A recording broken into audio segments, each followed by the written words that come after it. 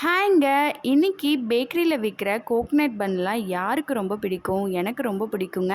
நம்ம பிஸ்னஸ்க்காகவே பேக்கிங் பண்ணிட்டுருக்கோம். இன்னைக்கு கொஞ்சம் நம்ம டெம்ப்டிங்க்காக பேக்கிங் பண்ணுவோன்னு சொல்லி கோகனட் பன்னு தாங்க ட்ரை பண்ணேன்.